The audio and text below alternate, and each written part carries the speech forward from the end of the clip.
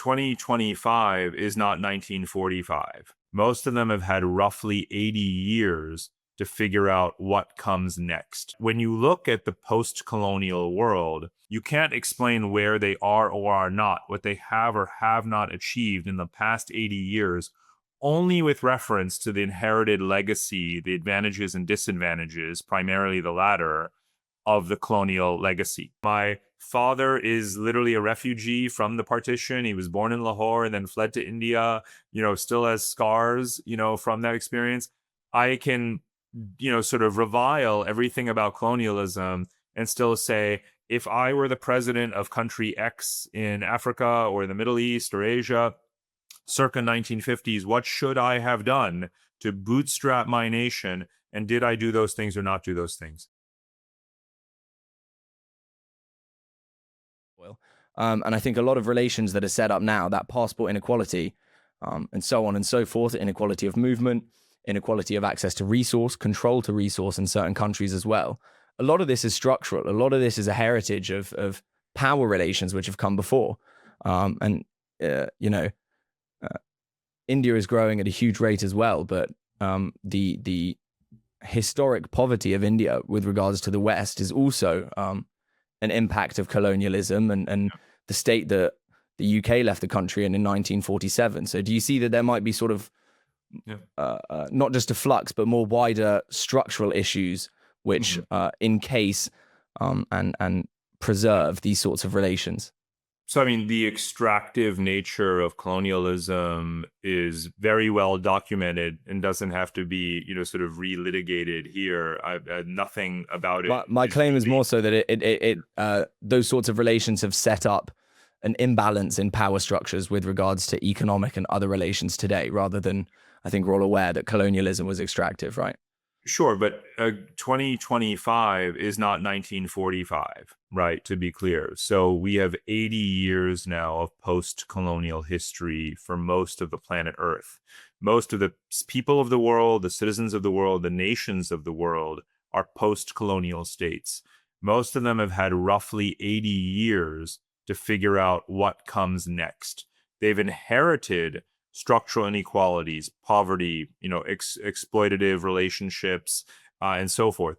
But when you look at the post-colonial world, you can't explain the year 2025 and the state of affairs across this entire swath of humanity. Again, most of humanity is what we're talking about right now, right? You can't explain where they are or are not, what they have or have not achieved in the past 80 years, only with reference to the inherited legacy, the advantages and disadvantages, primarily the latter, of the colonial legacy, right? So you have to look at everything in between. Now, within that, you would say, now, which countries have made it and which countries haven't? This happens to be a topic I've written an awful lot about, which is to say, you take regions of the world that are post-colonial. You can take Africa as a whole, or East Africa in particular. You can look at Southeast Asia, where I happen to live.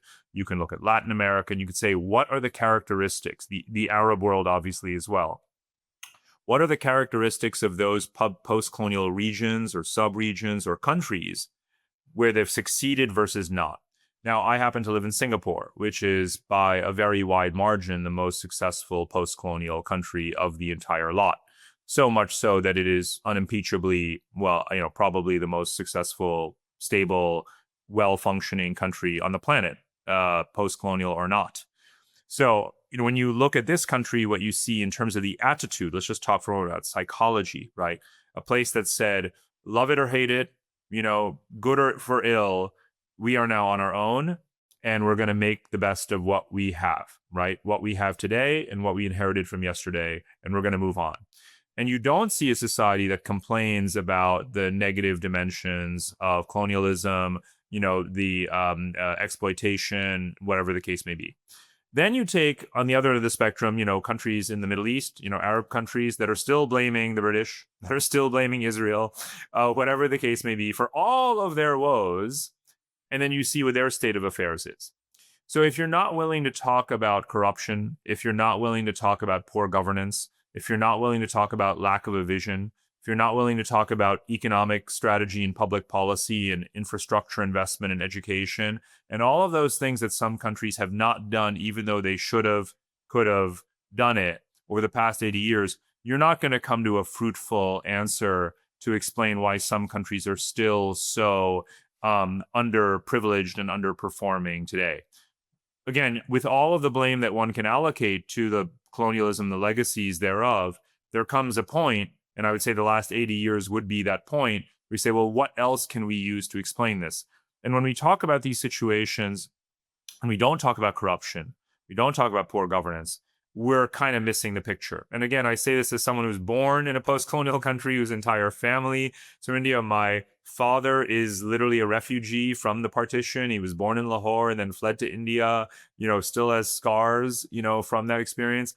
I can, sort of revile everything about colonialism and still say, if I were the president of country X in Africa or the Middle East or Asia, circa 1950s, what should I have done to bootstrap my nation? And did I do those things or not do those things? So we've got to be really honest and holistic in our understanding of the situation. Yeah, I think you're definitely right to be precise and give different analyses country by country. Singapore has done amazingly well. China has obviously had unbelievable economic growth since the 70s, 80s. India is also a super rapidly growing economy.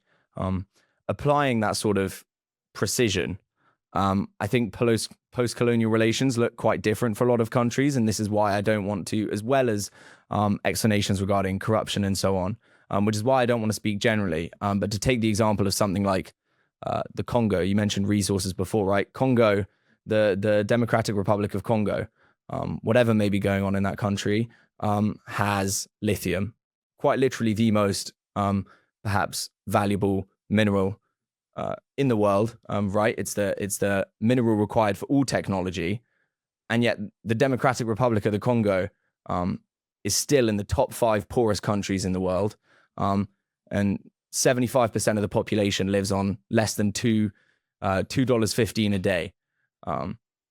So do you see how these post-colonial relations might look different for different countries, and that corruption and poor governance simply can't explain everything that's going on there, as one example amongst many? Yeah.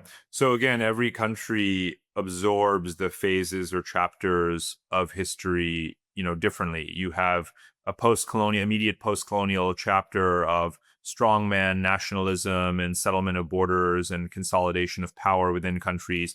You have the phase of developing a new sovereign dynamic in relations with your neighbors and with your former colonial powers. And each of these chapters and episodes can be handled well or not well. You have a phase of mass population growth and stress on infrastructure and public services to the extent they exist at all. You have a phase where you need to be training your own civil service and bureaucracy and developing your formal institutions. You have a phase in which you are connecting to regional and the global economy in terms of what resources you have, whether it's agriculture or minerals, as becoming part of global supply chains. Each of these things is happening sequentially and simultaneously over the last decades. Congo is a country that's not handled any of those, phases or chapters well at all. Not to mention, obviously, brutal civil war, genocidal civil war, war with neighbors, a high degree of corruption, inability to generate a value added, sort of set of industries around its mineral ecosystem, and all of these kinds of things. It's not the only country that's in that situation, to be clear.